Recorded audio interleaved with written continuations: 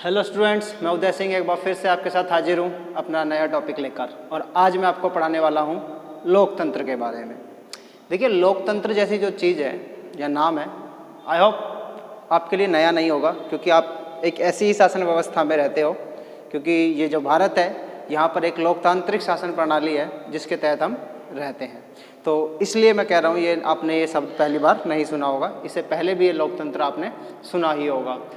देखिए, किसी भी देश की जो शासन व्यवस्था होती है, उस शासन व्यवस्थाओं को कुछ पार्ट्स में डिवाइड किया जा सकता है और उनको नाम दिया जाता है। जैसे कि आपने सुना होगा, हम लोकतांत्रिक शासन व्यवस्था में जीते हैं, कुछ तानाशाही शासन व्यवस्था में जीते हैं, कुछ राजतंत्र वाली शासन व्यवस्था में जीते हैं, कुछ कुलीन तंत्र वाली व्यवस्था में जीते हैं।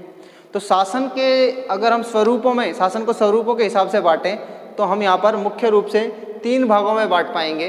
कौन कौन से? देखो, एक तो लोकतंत्र हो गया, दूसरा राजतंत्र हो गया,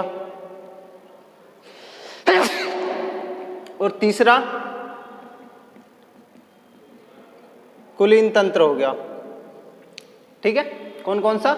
एक लोकतंत्र, दूसरा राजतंत्र और तीसरा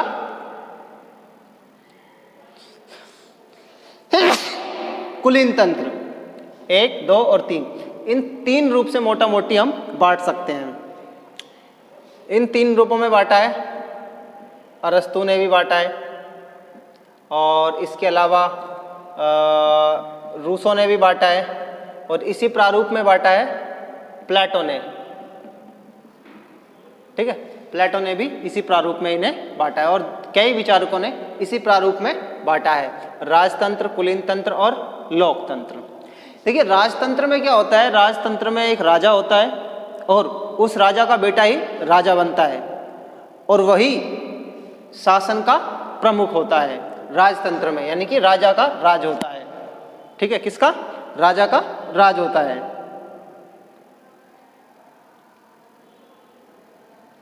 राजतंत्र में राजा का राज होता है।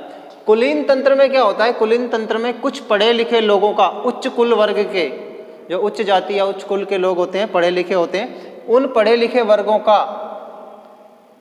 शासन होता है। यानी कि उच्च कुल में जन्मे, उच्च शिक्षा प्राप्त कुछ लोगों का शासन होता है कुलीन तंत्र। यानी कुछ लोगों के द्वारा शासन चलाया जाता है जो उच्च कुल में पैदा होते हैं, उच्च शिक्षा प्राप्त होते हैं, वो होता है कुलीन तंत्र। और लोकतंत्र क्या होता है, आज हमें यही पढ़ना है। देखिए, लोकतंत्र एक ऐसी शासन व्यवस्था है, लोकतंत्र एक ऐसी शासन व्यवस्था है, इसके अर्थ में हम जानेंगे। लोकतंत्र एक ऐसी शासन व्यवस्था है जिस शासन व्यवस्था में जनता बहुत महत्वपूर्ण होती है। क्यों होती है? क्योंकि यहां पर कर्ता धर्ता हम कहते हैं ना, वो कौन होती है? वो जनता ही होती है। लोकतंत्र में लोक यानी कि जनता, पब्लिक, तंत्र मतलब व्यवस्था। इनके नाम से क्लियर हो रहा है कि लोकतंत्र यानी कि ऐसी शासन व्यवस्था, यानी कि ऐसा तंत्र जो जनता का हो। ठीक है, तो लोकतंत्र का अर्थ ये निकलता है यहाँ पर कि लोकतंत्र एक ऐसी शासन व्यवस्था है जिसमें शासन की सभी शक्तियां प्रत्यक्ष या अप्रत्यक्ष रूप से जनता के हाथ में होती हैं। तो लोकतंत्र में शासन का जो कार्य है, जो शासक जो होती है वो जनता होती है, और पब्लिक होती है वो भी जनता होती है। यानी कि पब्लिक के बीच से ही कोई, जनता के बीच से ही कोई सिंहासन पर बैठता है, गद्दी पर बैठता है, शासन में आता है, वो भी जनता के बीच से ही आता है और जनता की सहमति से ही आता है। यानी कि लोकतंत्र का सिंपल सा अर्थ हो जाएगा कि ऐसी शासन व्यवस्था जहां पर जनता के द्वारा प्रत्यक्ष या अप्रत्यक्ष रूप से शासन कार्यों में भाग लिया जाता है।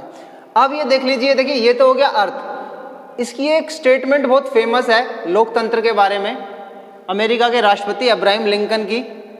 अमेरिका के राष्ट्रपति थे अब्राहम लिंकन, उन्होंने लोकतंत्र की एक बहुत ही फेमस स्टेटमेंट दी है जिसमें उन्होंने कहा है कि शासन का वह स्वरूप जिसमें जनता का, जनता द्वारा और जनता के लिए शासन होता है, क्या कहलाता है? लोकतंत्र। ऐसी शासन व्यवस्था या शासन का वह स्वरूप जिसमें जनता का जनता द्वारा जनता के लिए शासन होता है, क्या कहलाता है? लोकतंत्र कहलाता है। अब हम बात करते हैं कि लोकतंत्र कितने प्रकार का होता है। अच्छा, हम लोकतंत्र पढ़ क्यों रहे हैं? लोकतंत्र पढ़ क्यों रहे हैं? क्योंकि ये वो शासन व्यवस्था है आज के टाइम की जो अब तक की जितनी भी शासन व्यवस्थाएं हमने देखी हैं उन सब में बेहतर है। ये देखो, परफेक्ट तो कुछ नहीं होता, इसमें भी लूप होल्स होते हैं, इसमें भी कमियां होती हैं, इसमें भी प्रोज एंड कॉन्स होते हैं, लाभ और हानि, गुण और अवगुण दोनों होते हैं। मगर जितनी भी शासन व्यवस्थाएं हैं, चाहे राजतंत्र की या कुलीन तंत्र की या लोकतंत्र की, उन तीनों चारों शासन व्यवस्थाओं में से लोकतंत्र अब तक की सर्वोत्तम है, इसीलिए वह आज प्रचलित है। ठीक है, मध्यकालीन या प्राचीन काल में ये राजतंत्र या कुलीन तंत्र व शासन व्यवस्थाएं चला करती थी, लेकिन फिलहाल लोकतंत्र ही सब जगह विद्यमान होता जा रहा है या हो चुका है। ठीक है, राजतंत्र को हटाया जा रहा है। क्लियर? अब्राहम लिंकन ने शासन के स्वरूप को माना है जो जनता के द्वारा जनता के लिए और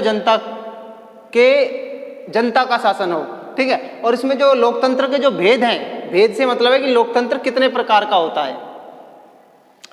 मोटे रूप से लोकतंत्र के दो भेद हैं। कौन कौन से? एक तो प्रत्यक्ष, दूसरा अप्रत्यक्ष। लोकतंत्र के मुख्य रूप से दो भेद हैं, एक तो प्रत्यक्ष लोकतंत्र और दूसरा अप्रत्यक्ष लोकतंत्र। प्रत्यक्ष लोकतंत्र कौन सा होता है? प्रत्यक्ष लोकतंत्र वो होता है जिसमें जनता स्वयं शासन कार्यों में भाग लेती है। प्रत्यक्ष लोकतंत्र कौन सा होता है? जिसमें जनता स्वयं शासन कार्यों में भाग लेती है, शासन कार्यों में भाग लेती है, वो होता है प्रत्यक्ष लोकतंत्र। ठीक है, ये आज के टाइम की बात नहीं है, पुराने टाइम की बात है, जब छोटे छोटे राज्य हुआ करते थे, बहुत कम जनसंख्या हुआ करती थी, सब लोग इकट्ठे हो जाया करते थे और जो नियम कानून बनाने होते थे सब मिलकर बना लेते थे और हाथ खड़े करके सब लोग सहमति दे दिया करते थे। ये वो टाइम है जब प्रत्यक्ष लोकतंत्र हुआ करता था। आज भी स्विट्जरलैंड के कई कैंटनों में इस प्रकार की व्यवस्था पाई जाती है, प्रत्यक्ष लोकतंत्र पाया जाता है। लेकिन भारत में प्रत्यक्ष प्रजातंत्र नहीं है। क्यों नहीं है भैया? भारत में प्रत्यक्ष प्रजातंत्र नहीं है, क्यों नहीं है? इसकी सबसे बड़ी वजह यह है कि भारत एक बड़ा देश है, घनी आबादी है। ये मुमकिन नहीं है कि पूरी आबादी को, भारत की पूरी आबादी को एक जगह इकट्ठा कर उनसे कानून निर्माण के कार्य कराए जाए या उनसे सहमति ली जाए। ये बहुत मुश्किल बात है, ये मुमकिन ही नहीं है आज के टाइम में। आज के टाइम में सभी देश बड़े बड़े देश हो गए हैं और यह उनके लिए मुमकिन नहीं है। तो इसका तोड़ क्या निकाला? इसका तोड़ निकाला अप्रत्यक्ष प्रजातंत्र। भैया सब लोग तो इकट्ठे नहीं हो पाएंगे, अब सब लोग इकट्ठे नहीं हो पाएंगे तो क्या नाम है, लोकतंत्र का क्या मतलब? तो भैया फिर लोकतंत्र का कैसे जिंदा रखा जाए? लोकतंत्र को इस प्रकार से जिंदा रखा जाएगा कि हम लोकतंत्र के प्रत्यक्ष रूप के बजाय अब अप्रत्यक्ष रूप को अपना लेते हैं। अब अप्रत्यक्ष रूप में क्या होता है लोकतंत्र के में? अप्रत्यक्ष रूप में ये होता है कि अब सारी की सारी जनता एक जगह पर इकट्ठा नहीं होगी, उस जनता को एरियो में बांट दिया जाएगा, एक निश्चित क्षेत्रों में बांट दिया जाएगा, पूरे एरिया को, पूरी जनता को, और उस क्षेत्र से जैसे गाँव में बांट दिया या जिलों में बांट दिया या राज्यों में बांट दिया, ऐसे एरिया में डिवाइड कर देंगे। मान लीजिए जिलों में बांट दिया या लोकसभा क्षेत्र में बांट दिया या विधानसभा क्षेत्रों में बांट दिया उस जनता को, और उस विधानसभा क्षेत्र से या उस लोकसभा क्षेत्र से एक एक या दो कैंडिडेट उम्मीदवार, उनके प्रतिनिधि, जिन्हें क्या कहेंगे हम, प्रतिनिधि कहेंगे, उन प्रतिनिधियों को बुलाएंगे। यानी कि संपूर्ण जनता को ना बुलाकर उस क्षेत्र से उनके किसी एक नुमाइंदे को बुलाएंगे, और वो नुमाइंदा किसकी नुमाइंदगी करेगा? उस एरिया के लोगों की। यानी कि उस एरिया के लोग, उस पर्टिकुलर क्षेत्र के लोग एक अपना प्रतिनिधि भेजेंगे चुनकर कि ये हमारी जो बातें ये व्यक्ति वहाँ पर जाकर रखेगा, जहाँ पर ये मीटिंग होगी, जहाँ पर सब लोगों को बुलाया जाना था, लेकिन ज़्यादा जनसंख्या के कारण उनको बुलाया नहीं जा सकता। तो 10 लाख लोग हैं मान लीजिए एक क्षेत्र में, तो 10 लाख लोगों पर मान लीजिए एक आदमी भेज दिया उन्होंने, तो ऐसे करके एक एक आदमी करके 10-10 लाख से बुलाएंगे, तो जितने आदमी बनेंगे 500-600 वो तो इकट्ठे हो जाएंगे, उनकी तो कोई दिक्कत ही नहीं है। लेकिन अगर मान लीजिए 10-10 लाख जिस एरिया के 10 के 10 लाख बुला लिए, दूसरे से भी 10 के 10 लाख बुला लिए, तो भारत की पॉपुलेशन तो 130 करोड़ के आसपास है। इकट्ठे हो पाएंगे? जगह ही नहीं है कहीं, कहाँ इकट्ठे होंगे, और हो भी नहीं सकते। तो उनके प्रतिनिधि तो हो सकते हैं, तो उन प्रतिनिधियों को बुलाया जाए, और प्रतिनिधि जब इकट्ठे हो जाते हैं और वो शासन कार्य को करते हैं, वो कानून व्यवस्था का निर्माण करते हैं, वो शासन का संचालन करते हैं, तो ऐसी व्यवस्था को कहते हैं अप्रत्यक्ष लोकतंत्र या प्रतिनिध्यात्मक लोकतंत्र। प्रतिनिध्यात्मक लोकतंत्र क्यों कहते हैं? क्योंकि इसमें जो जनता के जो प्रतिनिधि होते हैं, जिन्हें चुनकर भेजा जाता है, वो शासन व्यवस्था संभालते हैं, इसलिए इसे प्रतिनिध्यात्मक शासन व्यवस्था या लोकतंत्र भी कहते हैं। अब बात कर लेते हैं हम लोकतंत्र की सफलता के आवश्यक शर्तें, कि भैया लोकतंत्र सफल कब हो सकता है। बहुत सारे लोकतंत्र हैं जो कि विफल होते देखे हैं, जैसे कि पाकिस्तान में आज भी कभी कभी सैनिक शासन लागू हो जाता है, मिलिट्री रूल लागू हो जाता है, वहाँ की सरकार का मिलिट्री तख्ता पलट कर देती है, नवाज शरीफ को गद्दी से उतार देती है, मुशर्रफ बैठ जाते हैं, मुशर्रफ को फिर क्या नाम है देश छोड़ना पड़ता है, उनको सजा दी जाती है, फिर दोबारा से क्या नाम है कोई प्रधानमंत्री बन जाता है, और फिर उसके बाद क्या नाम है उसको गद्दी से उतार दिया जाता है। तो ऐसे बहुत से उदाहरण है। मैंने पाकिस्तान का नाम इसलिए लिया है क्योंकि वो नज़दीक, ऐसे दुनिया में कई मुल्क हैं जहाँ पर सैनिक शासनों की वजह से तख्ता पलट हुआ है और लोकतंत्र को खत्म कर दिया गया है। जर्मनी इसका बहुत बड़ा एग्जाम्पल है। जर्मनी में लोकतंत्र था, उस लोकतंत्र में हिटलर ने राष्ट्रवाद की भावना को, उग्र राष्ट्रवाद की भावना को भड़काकर उग्र रूप से वहां पर लोकतंत्र की जगह पे तानाशाही स्थापित कर दी थी, जो कि हिटलर की, जिसे हम तानाशाही कहते हैं। लोकतंत्र था जर्मनी में जब हिटलर प्रधानमंत्री बना था, वहाँ का चांसलर बना था, चांसलर मतलब प्रधानमंत्री, लेकिन धीरे धीरे उसने ऐसे कानून बनाए और वहाँ की जनता की भावना को इस कदर राष्ट्रवादी रूप से भड़काया कि उन लोगों, वो हिटलर जो भी करता उन्हें अच्छा लगता, हिटलर जो भी नए कानून बनाता वहाँ की जनता को बहुत अच्छा लगता, और धार्मिक रूप से उसने बहुत ज़्यादा एजेंडा चलाया, स्पेशली यहूदियों के खिलाफ। उसने बहुत सारे यहूदियों को एक टैंक में बंद करवाकर गैस से, जहरीली गैस छिड़क के मरवा दिया। ऐसे कई उसने काम करे, कई नियम बनाए उसने ऐसे, जिससे कि वहाँ के उस धर्म के जो धर्म जर्मनी वालों का था, जहाँ पे जो ज़्यादा संख्या थी और जिस धर्म का जर्मनी था, उस धर्म के लोगों को खुश करने के लिए उसने यहूदियों को मरवाना शुरू कर दिया या ऐसे कानून बनाना शुरू कर दिए, जिससे कि उसके धर्म वाले बहुत ज़्यादा खुश होने लगे और उस राष्ट्रवाद की भावना को ज़्यादा से ज़्यादा बढ़ाने लगा और सैनिककरण करने लगा, और इस प्रकार से राजनीतिक सत्ता का इस्तेमाल किया कि वह तानाशाह बन गया। तो कुल मिलाकर कई ऐसे उदाहरण हैं जहाँ पर लोकतंत्र को ख़त्म करके दूसरी शासन व्यवस्थाएं या सैनिक शासन लागू किया गया है। तो ये जरूरी है कि इसकी सफलता के लिए जो शर्तें हैं वो पर्याप्त मात्रा में उसे मिलती रहें, अदरवाइज ये लोकतंत्र खतरे में भी पड़ सकता है।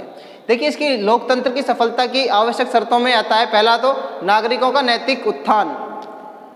जो नागरिक रहने वाले हैं उनका नैतिक उत्थान होना चाहिए, उनका जो दृष्टिकोण होना चाहिए वो संकीर्ण नहीं होना चाहिए, और नैतिक रूप से जो नागरिक होने चाहिए वे नागरिक होने चाहिए। देखिए, भारत में भी ये बात कही जाती है कि किसी पार्टी के भक्त मत बनो, किसी पार्टी के चमचे मत बनो, यानी कि चिंटू मत बनो और भक्त मत बनो किसी भी पार्टी के। अगर आपको बनना है तो आप नागरिक बनो, बनना है तो नागरिक बनो, और फैन तो कभी भी किसी पॉलिटिशियन के मत बनो। किसी राजनेता को यदि आपने फैन बना लिया ना अपना, और उसे पता चल गया कि ये मेरी भक्ति करता है, तो भाई साहब वो तानाशाह बन जाएगा। भक्ति धर्म में तो चल सकती है, लेकिन राजनीति में नहीं चलनी चाहिए। राजनीति में तो बिल्कुल भी नहीं चलनी चाहिए, और किसी नेता को तो फैन बिल्कुल मत बनाना चाहिए। क्यों? अगर आप उसे फैन बनाओगे तो वो क्या हिटलर बन जाएगा किसी दिन, और फिर आप ही लोगों के अधिकारों को खा जाएगा। तो ये बात यहाँ तय होती है कि उसका जो नैतिक उत्थान है वह होना चाहिए, मोरल रूप से किसी के प्रति अतिरिक्त लगाव नहीं रखना चाहिए, और श्रद्धा लोकतंत्र से रखनी चाहिए, देश से रखनी चाहिए, किसी पार्टी से नहीं रखनी चाहिए, किसी नेता से नहीं रखनी चाहिए। दूसरा, शिक्षित एवं जागरूक जनता। जनता को शिक्षित होना चाहिए, अधिकारों के बारे में पता होना चाहिए, लोकतंत्र के बारे में पता होना चाहिए, और शासकों के कर्तव्य और उनके अधिकारों को सीमित करने तक की जागरूकता भी उनमें होनी चाहिए। नागरिकों को स्वतंत्रताएं होनी चाहिए, नागरिकों को पर्याप्त स्वतंत्रताएं मिलनी चाहिए। अगर नागरिकों की स्वतंत्रताओं का आपने हनन कर दिया तो लोकतंत्र जिंदा नहीं रह सकता। सामाजिक आर्थिक समानता होनी चाहिए। देखिए लोकतंत्र कब जिंदा रहेगा, जब सामाजिक रूप से सभी लोग बराबर हों। ऐसा नहीं कि ये ऊंची, ये जात का, ये मैं नीची जात का, ये फलानी जात का, ये ऊंच, ये क्या नाम है, इनका ऊंचा स्टेटस है, इनका नीचा स्टेटस है। हाई और लो स्टेटस को, जो सोशल स्टेटस होते हैं, सामाजिक स्टेटस, सोशल स्टेटस, वो बराबर होने चाहिए। ऊंचा नीचा होगा तो लोकतंत्र स्वतः खत्म। क्यों? लोकतंत्र किस पे आधारित होता है? लोकतंत्र होता है समानता पर आधारित, इक्वलिटी पर आधारित। जब समाज में समानता ही नहीं होगी, कोई अपने आप को श्रेष्ठ समझेगा और कोई आपको और किसी दूसरे को निकृष्ट समझेगा। होता है ना हमारे समाज में भी पूरे वर्ग को वैदिक काल में भी 4 वर्णों में बांट रखा था, ब्राह्मण, शूद्र, वैश्य और क्षत्रिय। ठीक है, तो इस पायदान के हिसाब से अगर ब्राह्मण अपने आप को श्रेष्ठ मानेगा और शूद्र को निकृष्ट मानेगा, अगर इसी मानसिकता के साथ हम जीते रहेंगे तो हम लोकतंत्र का एक स्वस्थ लोकतंत्र का निर्माण कतई नहीं कर सकते। तो इस मानसिकता को निकालना पड़ेगा दिमाग से, और ऐसी मानसिकता लोकतंत्र के लिए हमेशा खतरनाक बनी रहती है। तो हमें सामाजिक रूप से समान रहना है और आर्थिक रूप से भी। देखिए एक तो बहुत अमीर आदमी है, वो इलेक्शंस में अपने पैसे का इस्तेमाल करके जीत जाएगा। एक गरीब आदमी है, वो इलेक्शंस में पैसे का इस्तेमाल नहीं कर पाएगा और वो हार जाएगा। तो ये जरूरी है कि आर्थिक रूप से भी अगर आपको समानता लानी है, राजनीतिक रूप से समानता लानी है, लोकतंत्र की मांग है समानता, और आपको समानता लानी है तो न सिर्फ आपको राजनीतिक स्तर पर बल्कि आर्थिक स्तर पर भी लानी पड़ेगी। आर्थिक, सामाजिक और राजनीतिक तीनों स्तर पर समानता लानी पड़ेगी। स्वतंत्र न्यायपालिका, लोकतंत्र को जिंदा रखने के लिए भी जरूरी है कि न्यायपालिका स्वतंत्र हो। स्पेशली किससे स्वतंत्र हो? सरकार से, कार्यपालिका से। और प्रेस मतलब मीडिया की भी स्वतंत्रता सुनिश्चित की जानी चाहिए, क्योंकि मीडिया को क्या कहा जाता है? लोकतंत्र का चौथा पिलर। प्रेस या मीडिया को क्या कहा जाता है? क्या कहा जाता है? लोकतंत्र का फोर्थ पिलर, यानी कि चौथा स्तंभ। प्रेस क्या है? चौथा स्तंभ या स्तंभ, चौथा खंबा लोकतंत्र का। ठीक है, तो ये जरूरी है कि जो मीडिया है उसे स्वतंत्र रखा जाए, वो जनता के अधिकारों की बात लगातार रूप से करे और उसे दबाव में ना रखा जाए, उसे दबा के ना रखा जाए, उसे कुचल के ना रखा जाए। इस प्रकार के कानून बनाए जाएं कि प्रेस की स्वतंत्रता सुनिश्चित हो। भारत में भी जो मौलिक अधिकार है, मौलिक अधिकारों में जो आर्टिकल 19 है, 19 में जो आर्टिकल 19A है, जिसमें अभिव्यक्ति की स्वतंत्रता दी गई है, उसी में ही प्रेस की स्वतंत्रता भी दी गई है। तो ये है आपका आवश्यक शर्तें लोकतंत्र के लिए, जो कि होनी ही चाहिए। अब हम बात करते हैं किसकी? अब हम बात कर लेते हैं लोकतंत्र के गुणों की और अवगुणों की, कि भैया इसके क्या तो गुण हैं और क्या अवगुण है इसके। तो देखिए इसके अंदर गुण भी हैं और इसके अंदर अवगुण भी हैं लोकतंत्र के अंदर। वो एक अलग बात है कि लोकतंत्र के गुण और अवगुणों का मूल्यांकन करने पर यह देखा जाता है कि इसके अवगुणों की तुलना में गुण ज़्यादा हैं और अन्य सभी व्यवस्थाओं की तुलना में ये फिर भी बेहतर है। तो इसलिए हमने इसको अपना रखा है। देखिए लोकतंत्र के गुण क्या हैं? यह जन कल्याण की भावना पर आधारित होती है। जो लोकतंत्र होता है उसका पहला उद्देश्य ये होता है कि ज़्यादा से ज़्यादा जनता का इसमें शासन होता है तो वह जनता के कल्याण की बात भी करता है। राजतंत्र में राजा का शासन होता है तो वह अपने कल्याण की बात करता है। कुलीन तंत्र में एक कुलीन लोगों का शासन होता है तो या तो अपने कल्याण की बात करते हैं या ज़्यादा से ज़्यादा अपनी जाति या अपने वर्ग के कल्याण तक की बात करते हैं। लेकिन लोकतंत्र चूंकि जनता का होता है इसलिए जन कल्याण की भावना पर यह आधारित होता है, समता पर आधारित होता है। लोकतंत्र का एक मूल मंत्र है कि सभी लोग समान हैं, बराबर हैं, कोई ऊंचा नीचा नहीं, कोई छोटा बड़ा नहीं, कोई अमीर गरीब नहीं, सब लोग बराबर समझे जाते हैं। इसमें नागरिकों को शासन में अधिकार दिया जाता है, बिल्कुल दिया जाता है। भारत में भी क्या नाम है, कई मौलिक अधिकार दे रखे हैं, पता है ना कितने? 6। शासन पर उचित नियंत्रण, यानी कि राजा को स्वेच्छाचारी बनने से रोक दिया जाता है लोकतंत्र में। लोकतंत्र में क्या, जनता का शासन होता है, और जनता का जब शासन होता है तो वह शासक को स्वेच्छाचारी नहीं बनने देती। स्वेच्छाचारी मतलब अपनी मनमर्जी नहीं करने देती, उस पर उचित नियंत्रण लगा के रखती है। और उचित नियंत्रण किसके जरिए, नागरिकों के जो शासन में अधिकार होते हैं उसके आधार पे। क्रांति से सुरक्षा, देखिए लोकतंत्र में क्या होता है, लोकतंत्र में एक निश्चित अंतराल पे 4 या 5 या 10 या 8 या 7 जो भी निर्धारित कर रखा होता है, उस निश्चित अंतराल पे चुनाव होते हैं। अगर मान लीजिए आप किसी एक सरकार से संतुष्ट नहीं है तो आप उसके खिलाफ क्रांति नहीं करते हैं। क्यों? क्योंकि तुम कहते हो कि ठीक है देख लेंगे नेक्स्ट इलेक्शन में, तुम्हें बनवाएंगे टीटी, तो कुल मिला के उसे वोट नहीं दोगे आप और उसे हरवा दोगे, पर क्रांति करने की जरूरत नहीं है। लेकिन जिस जगह पे शासन में चुनावों के माध्यम से सत्ता का परिवर्तन नहीं होता, स्पेशली तानाशाही व्यवस्था में या कुलीन तंत्र व्यवस्था में, वहाँ पर जनता के पास उस शासन व्यवस्था या शासक को बदलने का सिवाय क्रांति के अलावा कोई मार्ग नहीं होता। तो ऐसे देशों में जहाँ पर लोकतंत्र होता है और वहाँ पर एक निश्चित अंतराल के बाद चुनाव होते हैं, वहाँ पर क्रांति जैसी समस्याओं से छुटकारा मिल जाता है। ये तो है इसके फायदे। अब बात कर लेते हैं इसके दोषों की। तो दोषों में इसका सबसे बड़ा दोष ये है कि इसकी सबसे बड़ी आलोचना ये इस आधार पर की जाती है कि ये मूर्खों का शासन है। लोकतंत्र मूर्खों का शासन है। क्यों?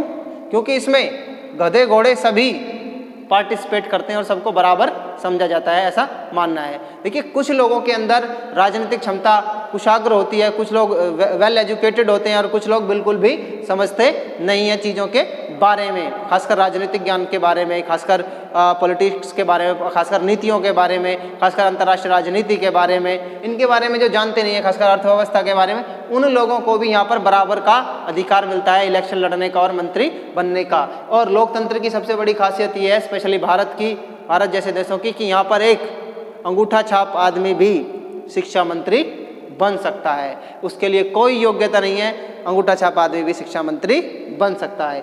बहुमत की तानाशाही, सेकंड पॉइंट, बहुमत की तानाशाही। इसका मतलब ये है कि लोकतंत्र में जो सरकार जो बनती है वो बनती है बहुमत के आधार पर, यानी कि जिसकी तरफ ज़्यादा वोट चले गए उसकी सरकार बनेगी, और जो अल्पमत में है उनकी बात नहीं सुनी जाएगी। यानी कि जिसकी सरकार बनेगी उसकी तानाशाही चलेगी। और सरकार किसकी बनेगी? जिसका बहुमत होगा, यानी कि जिसकी ज़्यादा संख्या होगी। लोकतंत्र में जिसकी ज़्यादा संख्या होती है उसी की बात मानी जाती है। मान लीजिए किसी दो वर्ग है किसी समाज में, ए और बी, दो वर्ग हैं, दो कास्ट हैं या दो धर्म हैं या दो समाज है, ए और बी।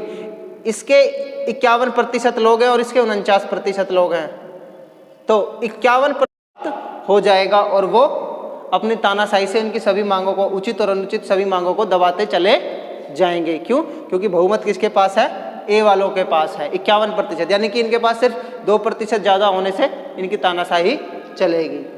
धनवानों का शासन, लोकतंत्र में इलेक्शन लड़ने की वही सोच सकता है जिसके पास पैसा होता है। गरीब आदमी कभी भी इलेक्शन लड़ने की नहीं सोच सकता, तो इसलिए एक प्रकार से धनवानों का शासन बन जाता है। मतदाताओं की उदासीनता, देखिए जो मतदाता होते हैं वो उदासीन हो जाते हैं लोकतंत्र में। कई बार वह राजनीति और लोकतंत्र चुनावों में भाग नहीं लेते और वह कोई ज़्यादा उसमें इंटरेस्ट भी नहीं दिखाते, क्योंकि वह जानते हैं कि हम तो कभी शासन में आएंगे ही नहीं, जो आ रहे हैं जो राजनीति खेल रहे हैं उनको खेलना दो। तो एक उदासीन सा सी बनी रहती है, मतलब नीरसता, ज़्यादा इंटरेस्ट नहीं लेना, कोई इंटरेस्ट नहीं लेना राजनीति और चुनावों में। पेशेवर राजनीतिज्ञों की बहुलता हो जाती है। लोकतंत्र की एक प्रॉब्लम ये भी है कि लोग राजनीति को पेशा बना लेते हैं, राजनीति को पेशा बना लेते हैं, यानी कि बिजनेस बना लेते हैं, काम बना लेते हैं। और जो आदमी राजनीति को पेशा बना ले और जो राजनीति में 10 लाख लगाए तो वो क्या कोशिश करेगा, 10 लाख से मैं 50 लाख कमाने की कोशिश करूं। और जब वो 50 लाख कमाएगा तो जाहिर सी बात है वो भ्रष्ट उपायों से कमाएगा, और जब भ्रष्ट उपायों से कमाएगा तो जन कल्याण के मिले हुए पैसों को वो अपनी जेब में रखेगा भ्रष्ट तरीकों से, तो जन कल्याण का कार्य नहीं होगा, वह भ्रष्टाचार करेगा। तो इससे ऐसे राजनीतिक पेशेवरों का जन्म होता है लोकतंत्र में, क्योंकि लोकतंत्र में हर किसी को राजनीति में शामिल होने का अधिकार होता है, चुनाव लड़ने का अधिकार होता है। नेक्स्ट है सार्वजनिक धन और समय का अपव्यय। लोकतंत्र में क्या होता है? सार्वजनिक धन का और समय का अपव्यय होता है, क्योंकि इसमें जो धन होता है वह सरकार का होता है और वह सरकारी धन को गलत गलत कामों में या फिर गलत तरीके से, भ्रष्ट तरीके से खर्च कर देते हैं, और इसके साथ साथ समय भी तो खर्च होता ही होता है, बल्कि उसके साथ धन भी खर्च होता है। ये इसकी बहुत बड़ी समस्या है। तो ये था आपका लोकतंत्र। लोकतंत्र का जो फोर्थ पिलर है वह प्रेस है। इसके बाकी के 3 पिलर हैं आपके कार्यपालिका, व्यवस्थापिका और न्यायपालिका। ठीक है, इस लोकतंत्र के 4 पिलर कौन कौन से हैं? 4 पिलर है आपके व्यवस्थापिका, कार्यपालिका, न्यायपालिका, और चौथा पिलर किसे कहा गया है? प्रेस को, मीडिया को। देखिए, कोई भी लोकतंत्र 3 संस्थाओं से चलता है, व्यवस्थापिका, कार्यपालिका और न्यायपालिका। इसी से एक सरकार बनती है, इसी से एक लोकतांत्रिक सरकार बनती है। व्यवस्थापिका जो संसद होती है, जो कानून बनाती है, कार्यपालिका उन संसदों बनाए हुए कानूनों को लागू करती है, और न्यायपालिका इन बनाए हुए कानूनों के आधार पर न्याय देती है, और कार्यपालिका और न्यायपालिका के अनुचित कार्यों को प्रतिबंधित भी न्यायपालिका करती है। और इन सब तीनों के साथ प्रेस, जो कि एक स्वतंत्र प्रेस या स्वतंत्र मीडिया, इन पर कंट्रोल करके रखती है और जनता को जागरूक करके रखती है। ये इसलिए इसे प्रेस को क्या कहते हैं? Fourth pillar of the democracy. जो लोकतंत्र होता है उसका चौथा स्तंभ इसे कहा जाता है।